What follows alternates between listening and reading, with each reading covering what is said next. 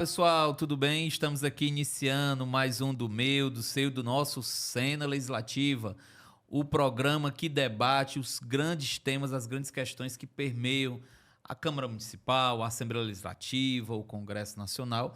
E o nosso tema de hoje é a questão da fome, da segurança alimentar, cultural e alimentar, no município de Fortaleza. A gente sabe que o município de Fortaleza é atravessado por uma série de desigualdades, é atravessado pela insegurança alimentar. A gente já viu, já tive a oportunidade de mencionar aqui pesquisas que se referem a esse tema diretamente com relação às crianças, né?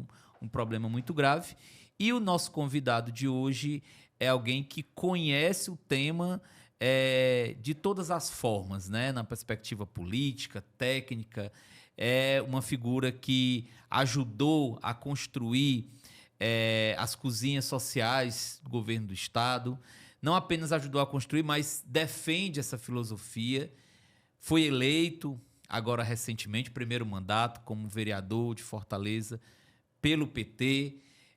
E, claro, eu agradeço o nosso amigo, vereador João Aglaílson, por tirar um pouco do seu tempo, estar aqui com a gente, debatendo um tema que eu sei que você gosta, que debate, que compreende e vai, sem dúvida, trazer aqui muita informação, muito esclarecimento para o nosso público. Obrigado, Aglaílson. Eu que agradeço, Cleiton, pelo convite. Espero que esse nosso debate possa ser esclarecedor para o público que irá nos assistir, porque esse tema tem a ver não só com a questão da segurança alimentar, combate à fome, é um tema que tem a ver com a questão social e a questão econômica. Não é algo apenas, né, imediato, mas isso vem ao longo da história do nosso país, por que as pessoas passam por esse tipo de situação, por que as pessoas passam fome. Então, eu acho que a gente fazer um debate aqui que a gente possa aprofundar, esclarecer as pessoas da importância de ter uma política de segurança alimentar e de combate à fome no nosso estado, no nosso país. Eu acho que a partir do governo Lula, desde o primeiro governo, que a gente efetivamente tem uma política de combate à fome ao nosso país. E aí, Aglaílson, eu vou começar pegando um gancho que você está falando. Você está falando que a gente tem uma política de combate à fome no governo federal. A gente sabe que existe também uma política que passou a ser mais estruturada a partir do governo Elmano. Mas como é que você vê o município de Fortaleza? Primeiro, qual é o papel do município nesse tipo de política? Como é que você vê o município, principalmente o município do porte de Fortaleza, né, com a complexidade de Fortaleza? Qual é o papel da prefeitura nessa dinâmica, né? E como é que você vê essa discussão? Como é que ela ocorreu nos últimos anos? Qual é a sua análise? Estou falando a partir de alguém que está ligado, né? Nós estamos falando aqui da capital, que tem o maior PIB do Nordeste. Fortaleza tem o maior PIB do Nordeste. Estamos falando também da quarta cidade de maior contradição social. Então, para a gente ver o antagonismo. Então, a prefeitura hoje de Fortaleza, o município de Fortaleza, não tem uma política de combate à fome. Hoje está toda essa política sendo desenvolvida através do governo do estado do Ceará. Quando o governador Elmano assumiu a primeira medida... Quando você diz que não tem mesmo, é zero? É zero, não tem uma política de combate à fome em Fortaleza. Sim. Você pegar o que é que tem hoje de política social, você até ensaiou lá atrás,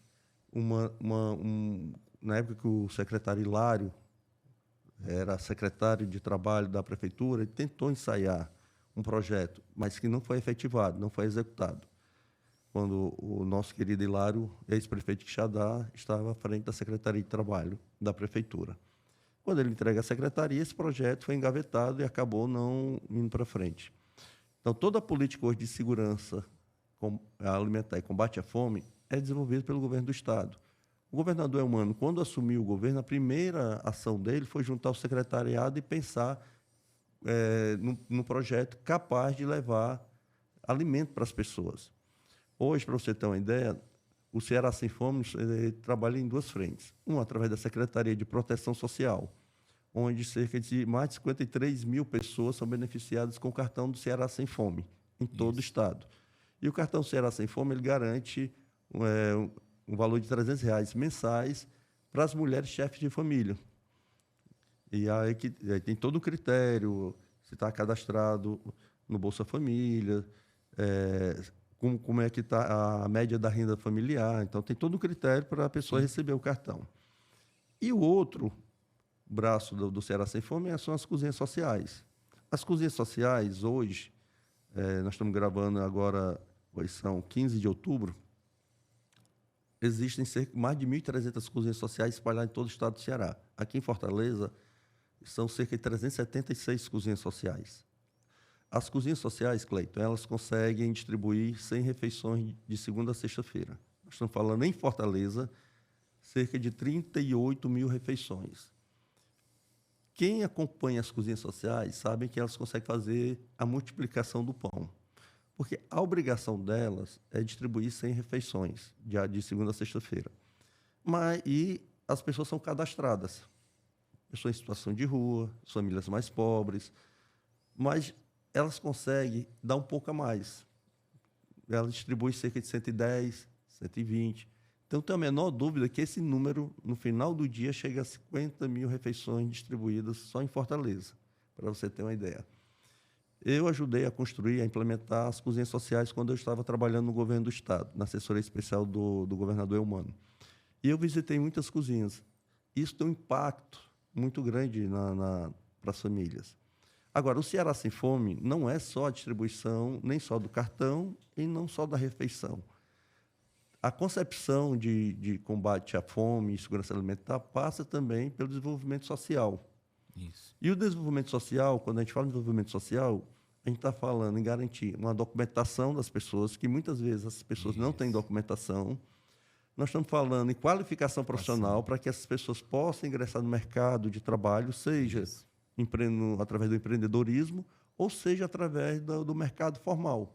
Vou te dar aqui um exemplo bem prático aqui para as pessoas que irão nos assistir.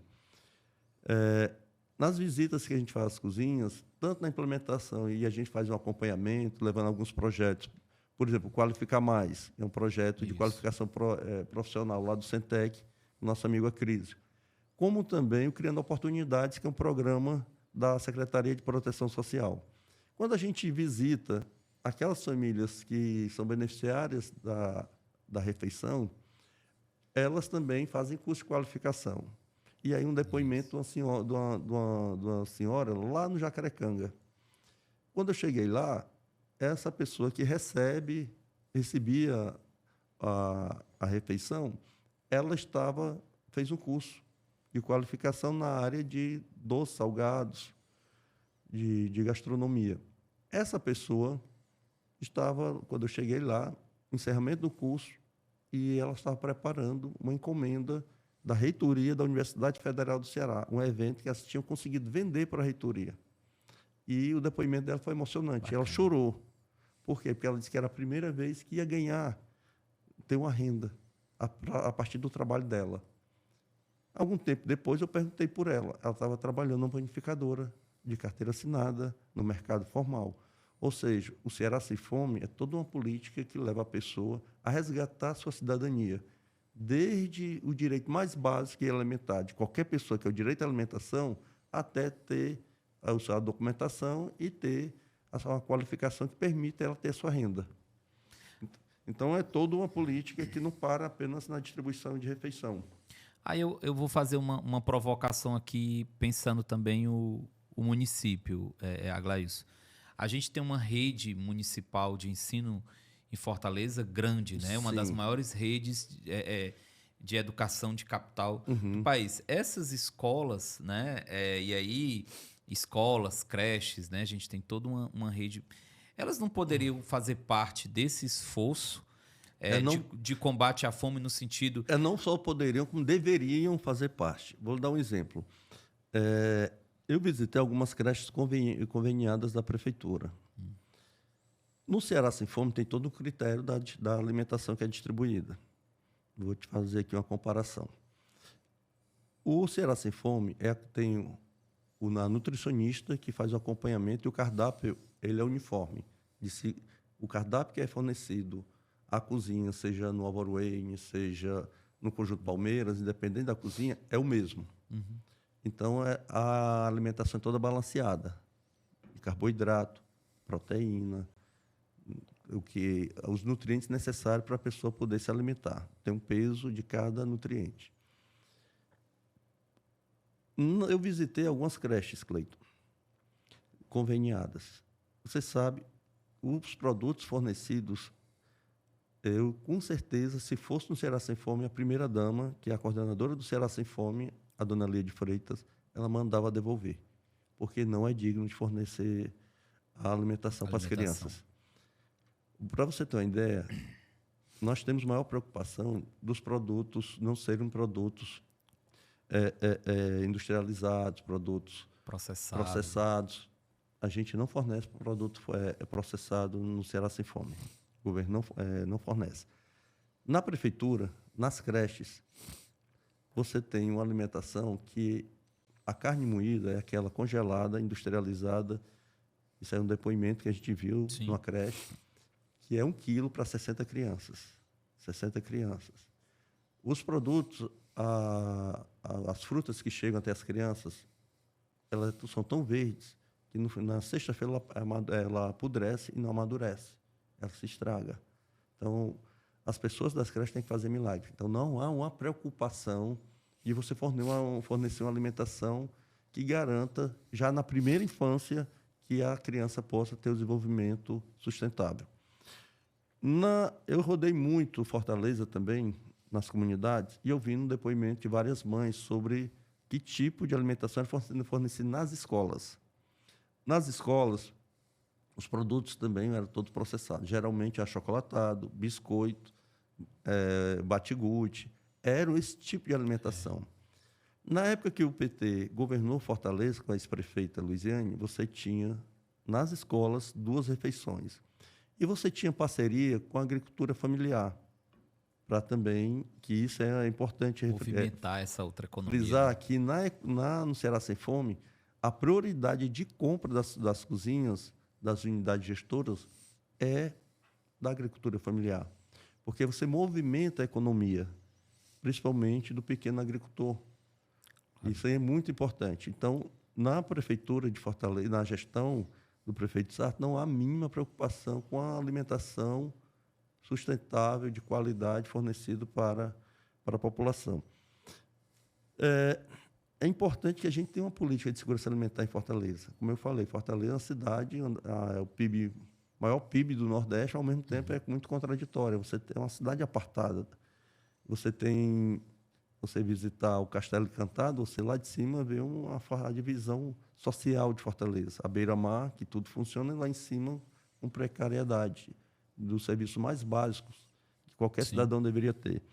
Então, a alimentação é o direito mais elementar, que eu digo que qualquer ser humano deveria ter alimentação e habitação. Ninguém deveria dormir se não fosse num lar, ninguém deveria passar o dia sem comer ou ter a garantia que vai comer. Quando a gente fala em segurança alimentar, é isso. É você acordar e não ter a segurança que vai ter sua alimentação durante o dia. Então, Fortaleza, infelizmente, não tem.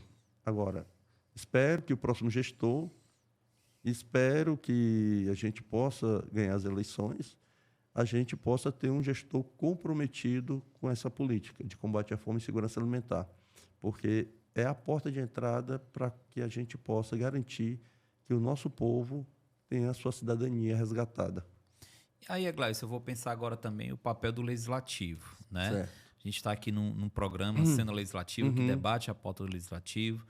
Você já teve uma experiência na Câmara Municipal de Fortaleza, já atuou como chefe de gabinete, agora vereador eleito.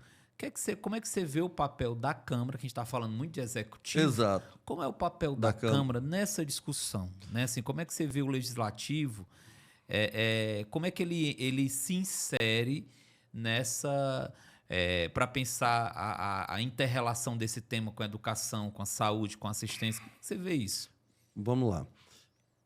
O Ceará Sem Fome só foi possível porque encontrou na Assembleia Legislativa um grande parceiro. Existe o Ceará Sem Fome e o Pacto do Ceará Sem Fome. O programa Ceará Sem Fome é do governo do Estado. Agora, o Pacto, ele dialoga com vários outros setores da sociedade. Sim.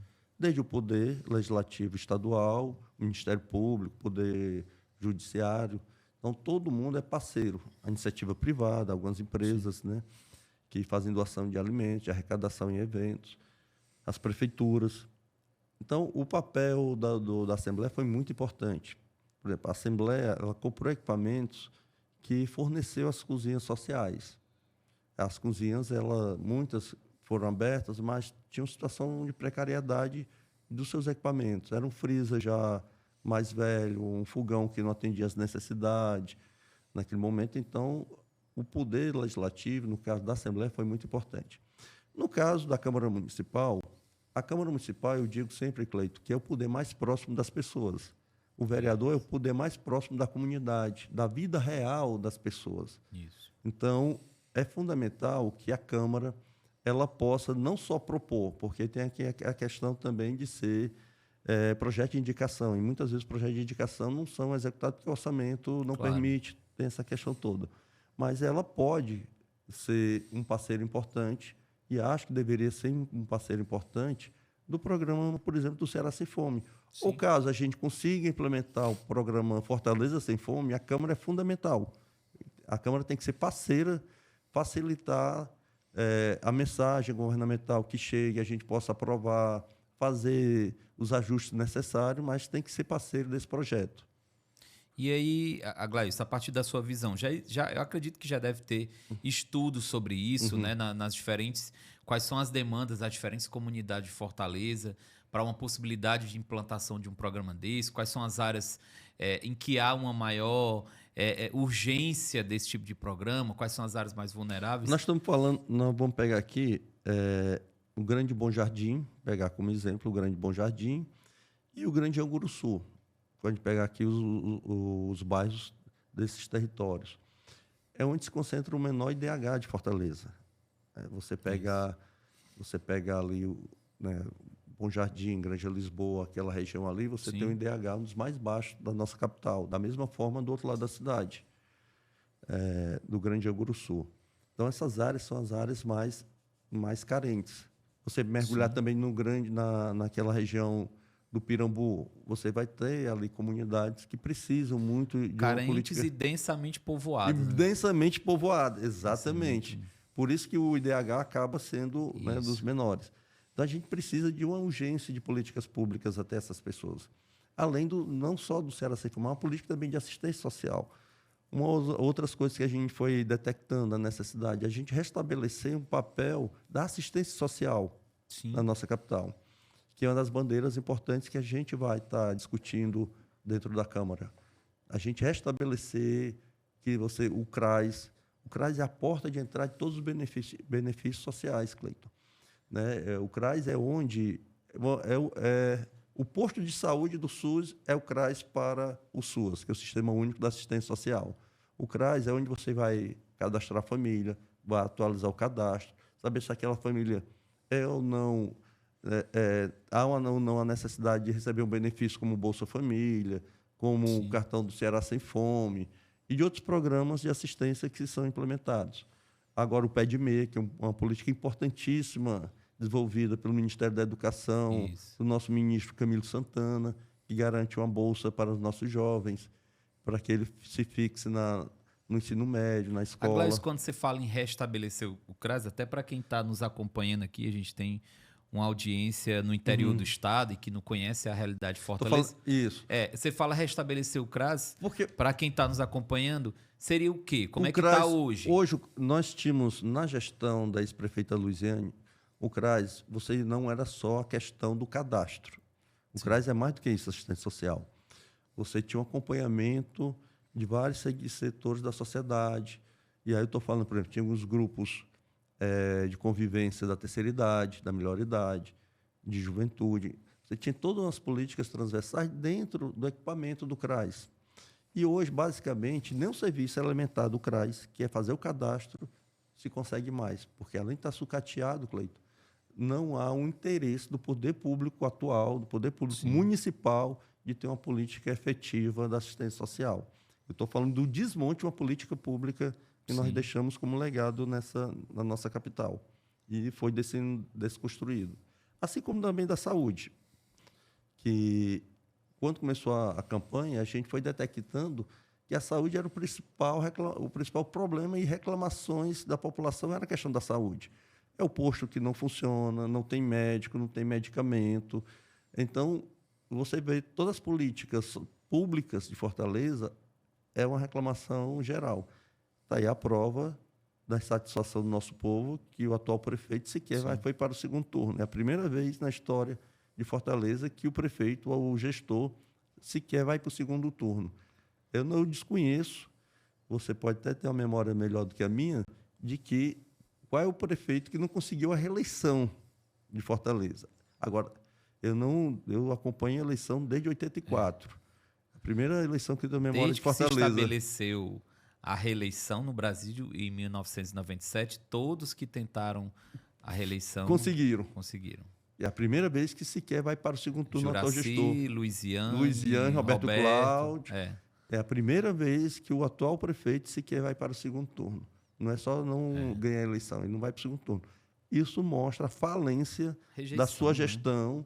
E aí estou falando de todos os serviços básicos, serviços públicos, a insatisfação do povo com a saúde, com a assistência, com a educação, a situação das creches que eu relatei para você. Então, a desconstrução de todas as políticas que nós deixamos na Prefeitura de Fortaleza. Então, isso é apenas uma insatisfação demonstrada pela população nas urnas. Perfeito.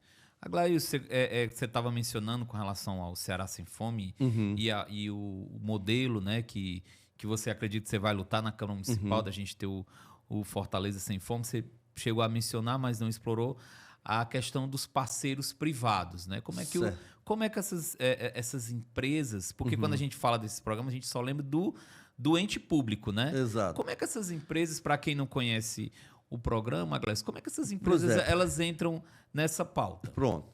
Eu falei do programa Ceará Sem Fome, que é um programa do governo do Estado. Existe o pacto. O pacto ele é mais na sociedade. Por exemplo, a primeira-dama, o governador, sempre tentou muito um diálogo com a FIEC, com setores da economia, né, para o próprio CDL, que não só na arrecadação de alimentos, onde você faz a distribuição de cesta, de produtos para as áreas de maior necessidade do nosso povo. Mas, fundamentalmente, aqui sem fazer propaganda, mas, por exemplo, a Coca-Cola. A Coca-Cola investe também na qualificação profissional, em parceria com unidades, com institutos, unidades gestoras do Ceará Sem Fome. Ela capacita pessoas, depois faz contratação dessas pessoas. Então, isso é importante, não só na distribuição do alimento, mas na capacitação profissional e na contratação dessas pessoas, porque você vai retirar uma parcela da população beneficiária das cozinhas e essa pessoa, daqui a pouco, não vai precisar mais receber o alimento dela, porque ela vai ter a capacidade de comprar o alimento dela. E o nosso objetivo, Cleiton, um dado importante que eu acho que a gente merece registrar, que é, nos últimos 3 anos, nós tiramos 600 mil pessoas da situação de miséria no estado do Ceará. 600 mil cearenses saíram da situação de miséria para ter a sua cidadania resgatada. Quando eu falo da situação de miséria, essa pessoa conseguiu ter um emprego, ter uma renda mínima, ter uma qualificação profissional. Isso é fruto de várias políticas desenvolvidas pelo Estado e também do retorno do governo Lula agora. A convergência das políticas de transferência de renda possibilitaram que a gente alcançasse esse número. E aí é importante também registrar o crescimento econômico do Estado do Ceará. Mais ou menos um mês atrás saiu um registro que o Ceará foi o primeiro PIB do Brasil. Isso não é pouca coisa. O maior PIB de crescimento nos últimos 3 meses foi aqui do Ceará. Mais de 7,5% de crescimento. Enquanto o Brasil cresceu em média 3%, alguma coisa, aqui nós crescemos 7%, mais de 7%. Isso mostra toda uma política sendo desenvolvida. Agora, não há sintonia entre o que o governador e o presidente Lula vem fazendo para o bem do povo cearense com o que o atual gestor de Fortaleza vem fazendo pela cidade. Então, essa separação atrapalha muito as políticas que a gente poderia fazer parceria para melhorar a vida do povo de Fortaleza. Aglaio, deixa eu fazer uma pergunta. Para além da população que é diretamente beneficiada pelo programa, a partir Você estava recentemente em campanha, então você conversou muito. Você sente a população cearense, de forma geral, principalmente região metropolitana de Fortaleza, mesmo as pessoas que não, como eu disse, que não estão diretamente, porque a gente sabe que a sobrevida desses programas e a manutenção deles estão muito ligadas até que ponto a sociedade abraça essa política, né? Então ela tem uma permanência. Você sente, por parte das pessoas que não estão diretamente, que não são diretamente beneficiadas por esse programa, elas reconhecem um valor desse tipo de política? O Ceará Sem Fome está entre os 3 programas mais bem avaliados do governador Eumano. Então, aí a resposta da população, né, nada melhor do que esse dado que eu estou apresentando aqui. Está entre os melhores programas avaliados do governador Eumano. Porque eu acho que um grande segredo desse programa, além de um ponto positivo desse programa, além da distribuição do alimento, da parceria, é a participação popular, que eu acho que aí possibilitou o envolvimento de toda a sociedade. Quando eu falo em participação popular, o governador Eumano, quando foi pensado o programa, ele disse: rapaz, as pessoas já fazem isso de maneira voluntária, seja através das igrejas, das paróquias, seja através dos terreiros, seja através das associações, de institutos.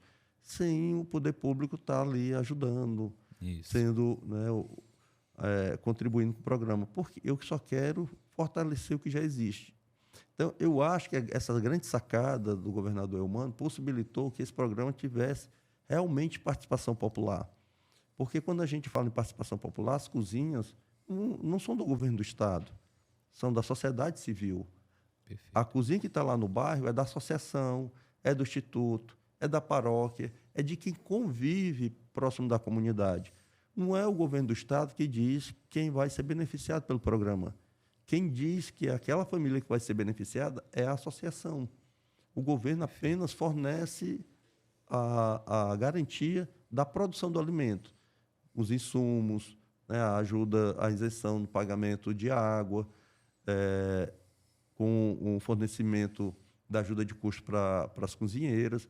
Então, o poder público ele possibilita a execução do programa, mas a execução de fato, quem escolhe é a sociedade civil de maneira organizada.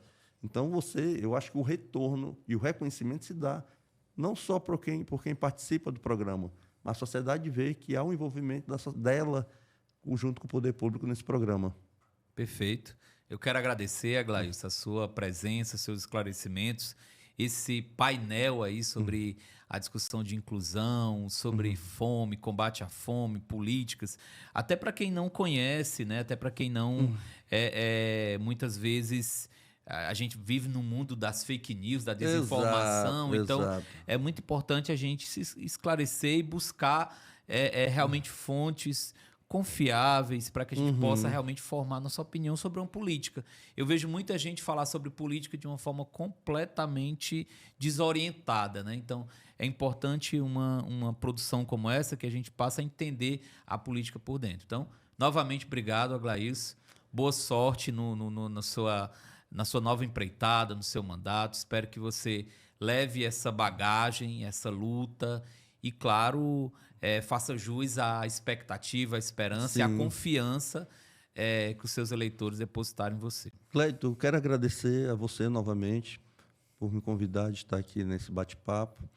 E quero também aproveitar e agradecer aos eleitores, como você falou, não só aos eleitores, mas ao povo de Fortaleza, que foi às urnas e que participou desse processo democrático. Porque eu acho que a democracia brasileira precisa de um reforço.